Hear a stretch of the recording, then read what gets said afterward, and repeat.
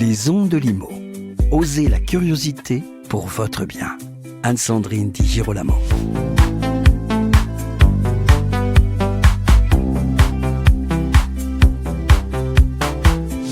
Le Forum Bois Construction lance cette année, du 26 au 28 février, sa 14e édition. Une édition importante qui coïncide avec l'entrée en vigueur légale de la RE 2025. L'événement se tiendra au Grand Palais à Paris. Il s'annonce magnifique, inspirant, engageant. Il s'annonce essentiel en donnant la parole à ceux qui proposent des solutions innovantes pour répondre à l'urgence climatique. Avec moi au micro pour évoquer l'événement et peut-être vous donner envie de venir nous voir sur place, Nicole Walkiser-Bergmann, fondatrice et organisatrice du Forum international Bois Construction. Bonjour Nicole Walkiser-Bergmann. Bonjour. Stratégie Climat 2050, c'est le titre choisi pour la 14e édition du Forum Bois Construction. Cette année, donc, vous posez la question de la réglementation RE 2020 dans sa version 2025, c'est bien cela ? Oui, c'est bien cela. On est après les accords de Paris où en fait, l'objectif était vraiment d'arriver à la neutralité carbone en 2030 pour les logements neufs. Et le cap est bien sûr 2050. Et l'étape 2025 est très importante parce que cette étape est le début de la RE 2025 qui est bien légalement entrée en vigueur. Hein. Oui. Là, on l'a vu encore la semaine dernière à Energy Meeting. Elle est bien en vigueur. Les entreprises se sont préparées. Les entreprises de la filière forêt-bois et surtout biosourcées sont très bien préparées à cette RE 2025 et même à la RE 2028. Oui. Aujourd'hui, on ne peut pas se passer de ces réglementations et je dis chapeau à la France parce que c'est unique en Europe qu'aujourd'hui, on a vraiment une norme où on peut réglementer l'émission carbone qui est absolument fondamentale, on le sait tout, si on veut encore vivre au-delà de 2025 ou 2050. Mais oui, et justement, j'allais vous poser la question, puisque la France est pionnière dans la lutte contre le réchauffement climatique dans le bâtiment. Et alors, si vous me permettez la question, que pensez-vous de ceux qui critiquent le volontarisme de ceux qui nous gouvernent et cette volonté de parvenir à une construction bas carbone à grande performance et à grande échelle ? Parce qu'on a certaines traditions aussi en France aujourd'hui, hein, on le sait très bien. Moi, c'est ce que j'ai toujours dit, le 19e siècle, c'était le siècle de l'acier. Oui. Le 20e siècle, c'était le siècle du béton. Corbusier, avec Corbusier, c'est magnifique, les ouvrages. Mais je vous dis, le 21e siècle, ce sera le siècle du bois et surtout des matériaux renouvelables et renouvelés, des matériaux naturels. C'est pas seulement le bois, c'est le biosourcé. Ce sont des matériaux comme le chanvre, la paille, et aussi géosourcés. Moi, je les intègre. Ça veut dire aujourd'hui en France, on a quand même une ressource naturelle énorme, la terre, la pierre joue un rôle énorme. La pierre se mélange avec le bois dans la construction bois. C'est magnifique, hein, les exemples qu'on voit. Et surtout les matériaux qu'on dit aussi biosourcés, comme le chanvre, la paille et d'autres, le rosier, etc., qui repoussent naturellement. On a une richesse en France. La France est un pays riche. Le paysage est beau, on le sait. Moi, la France, c'est vraiment ma patrie. Et je vous dis parce que c'est la beauté du paysage et c'est la ressource surtout. La ressource aussi dans la forêt. On a assez de bois. Le bois se renouvelle automatiquement. Bien sûr, il faut les cultiver. Ça, on a les professionnels, mais il faut s'appuyer sur nos ressources qui sont renouvelables et qui sont surtout saines. Oui. C'est ça ce qui est important. Et on peut aussi s'appuyer sur notre histoire, puisque quelle chance, avec ces matériaux-là, on a construit pendant des centaines et des centaines d'années. Tout à fait. On peut allier le passé, les leçons du passé, les savoir-faire du passé, mais aussi l'innovation de nos entreprises qui se basent sur ces savoir-faire pour aller plus loin encore. Tout à fait. C'est cette beauté de cette filière. On sait très bien, les maisons dans le Marais ont été construites en bois. La structure est en bois. Les maisons sont encore là. Ils ont vécu 800 ans. Les ponts ont été en bois. Ça veut dire le bois est un matériau qui est dans la culture française de construction. Et en plus, aujourd'hui, avec les innovations qu'on a su faire dans cette filière ces dernières années, mais même dans le passé, mais surtout ces dernières 30 années, on a fait beaucoup d'innovations sur cette filière pour adapter en fait le bois aux demandes de construction d'aujourd'hui, d'aller plus haut, faire des immeubles à multi-étages, etc. En fait, vous avez raison, c'est cette combinaison entre la tradition qu'on a du matériau bois, aussi dans notre culture et même avec un aspect artistique aujourd'hui, et ce matériau qui est absolument adapté aujourd'hui aux défis du changement climatique. Et qui respire. Qui respire et qui stocke le carbone. C'est ça l'essentiel, en fait. Ouais. Alors, on va reparler du forum. Quand on est journaliste, eh bien, on a la chance d'avoir un dossier de presse, de pouvoir voir des photographies, magnifiques photographies, réalisations que vous nous envoyez et qui seront exposées ou présentées au forum. J'aimerais vous demander de nous dire ou de dire à nos auditeurs ce qu'ils pourront voir en entrant. Ils pourront déjà voir à l'extérieur du Grand Palais le phare du forum. C'est notre totem, c'est Il Tempietto. D'ailleurs, c'est un phare en Douglas, en bois, qui est une sorte de pavillon d'accueil pour le grand public, pour les franciliens qui peuvent déjà se renseigner sur ce que c'est la ressource, la forêt, la construction en bois.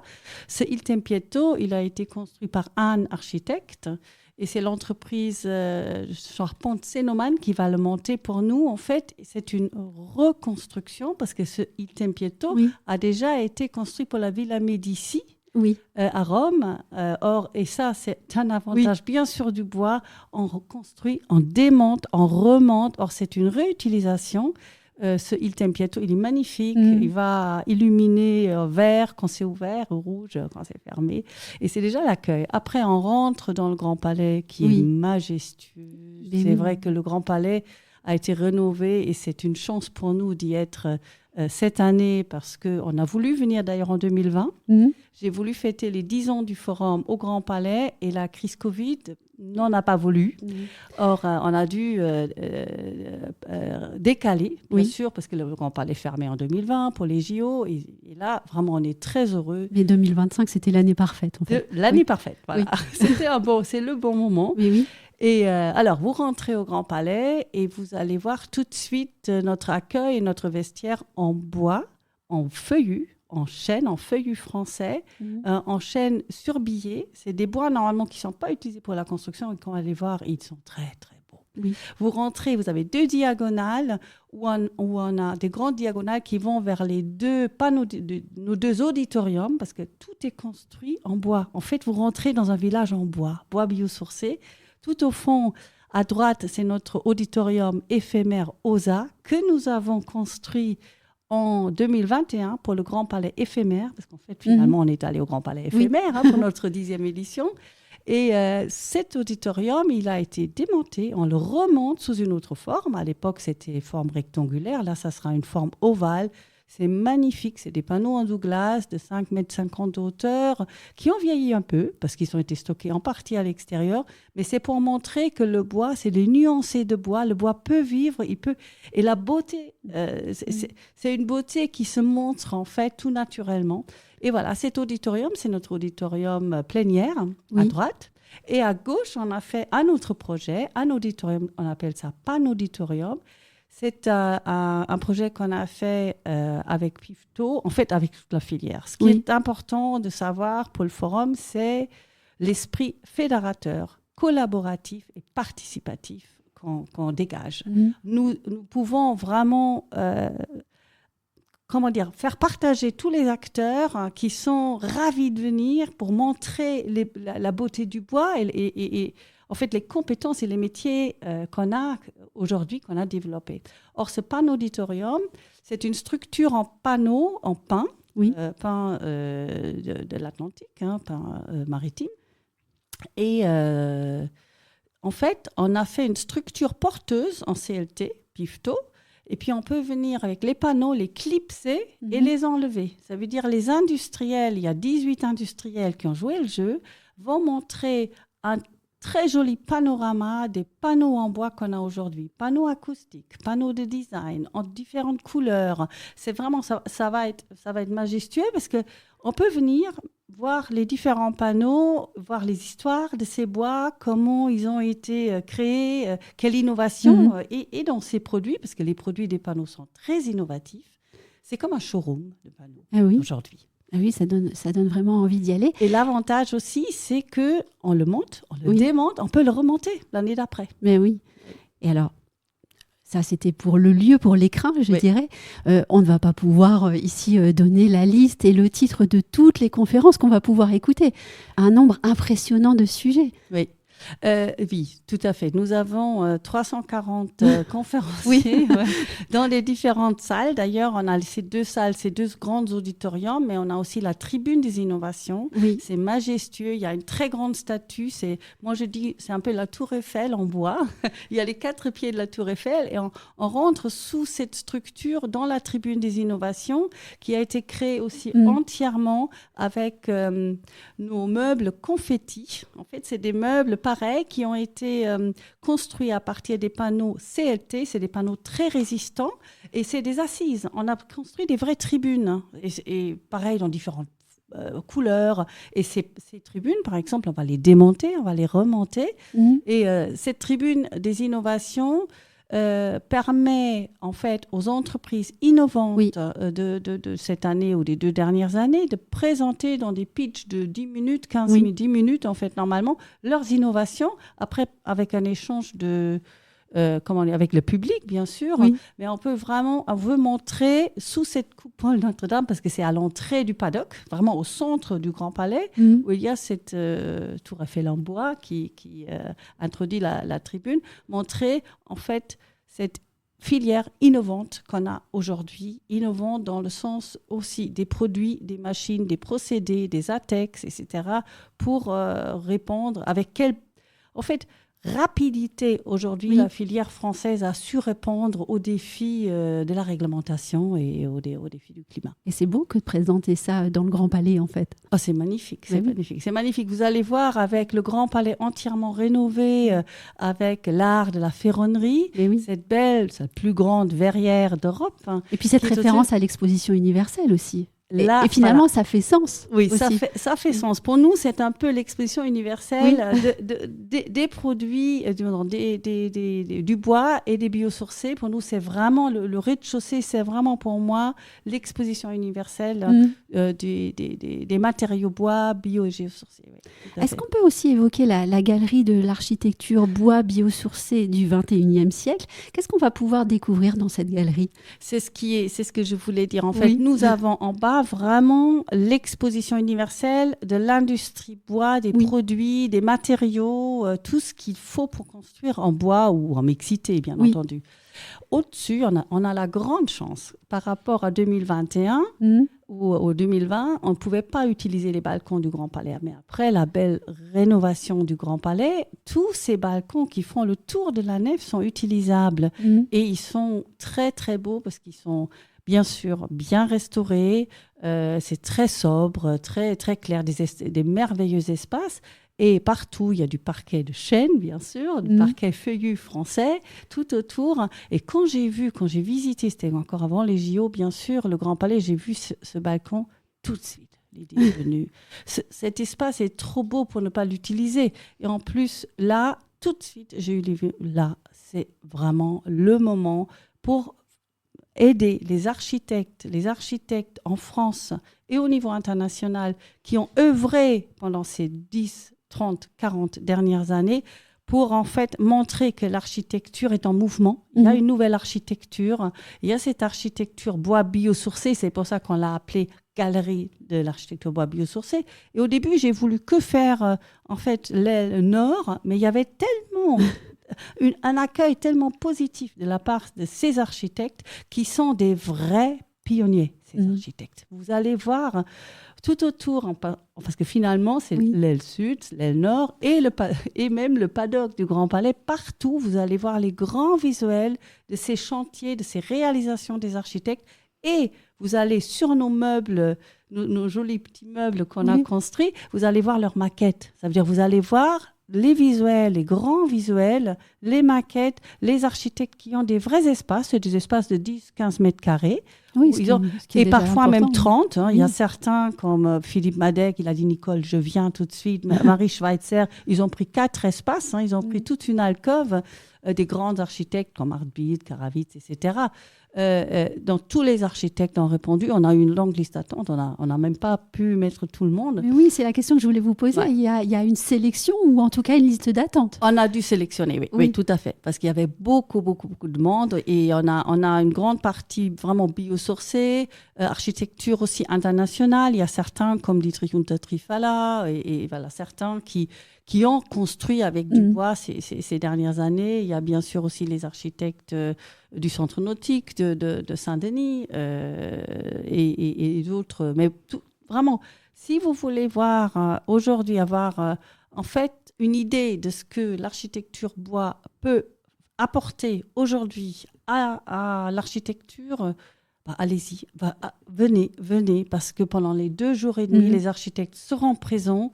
Et je suis très heureuse parce que le directeur de la DHUP va venir inaugurer le vernissage, va venir au vernissage, inaugurer cette galerie et les architectes seront présents. Ils resteront présents. Ça veut dire qu'on aura toujours aussi une communication entre l'industrie, ceux qui produisent, ceux qui apportent, et les architectes.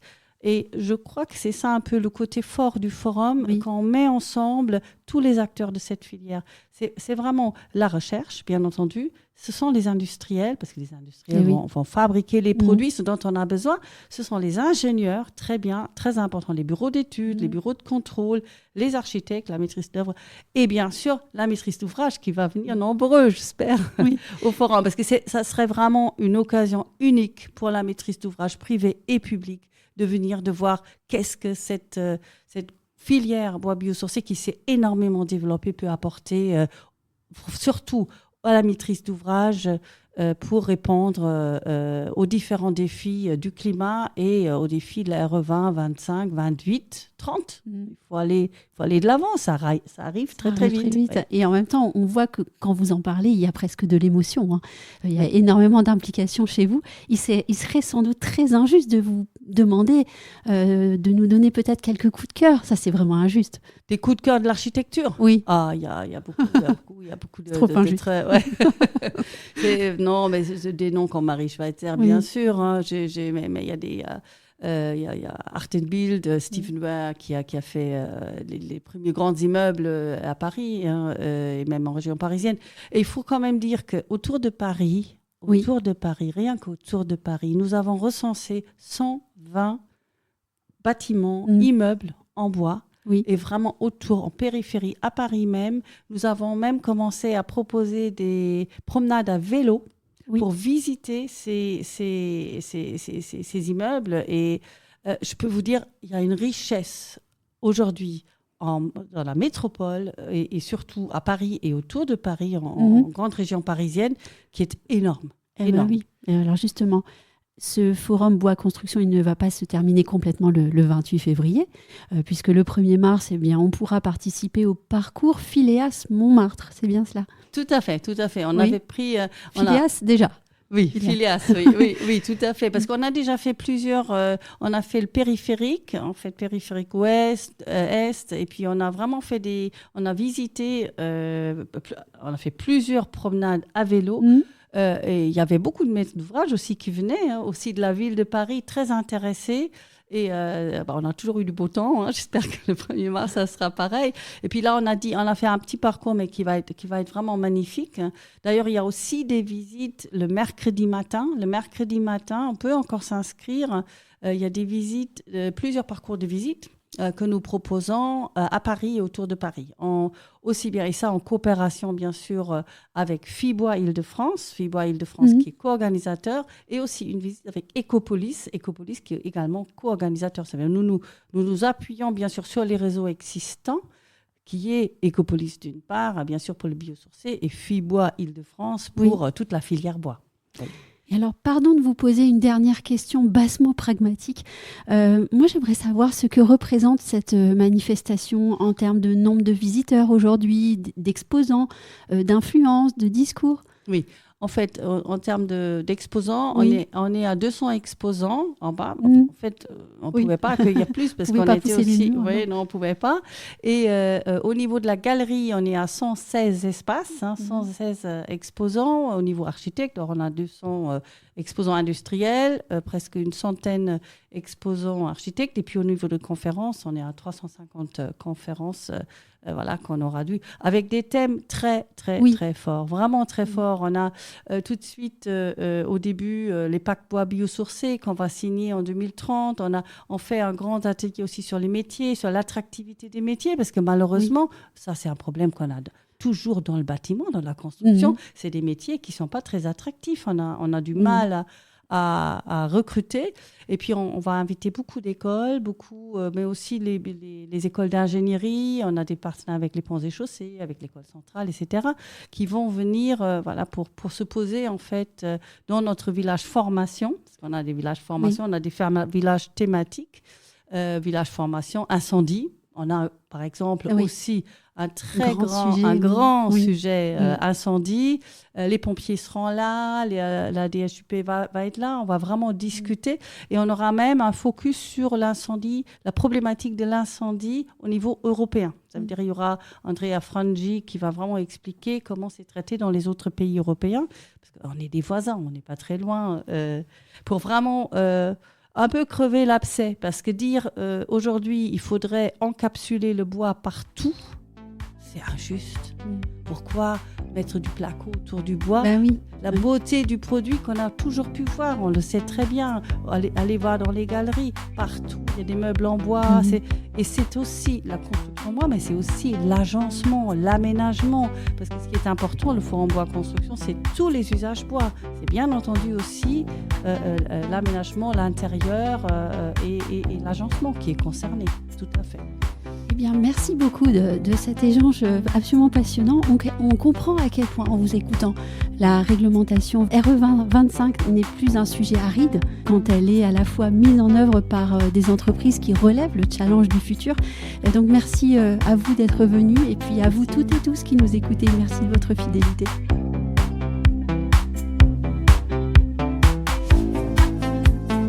Retrouvez les Ondes de Limo sur ondedelimo.com, les réseaux sociaux et la newsletter.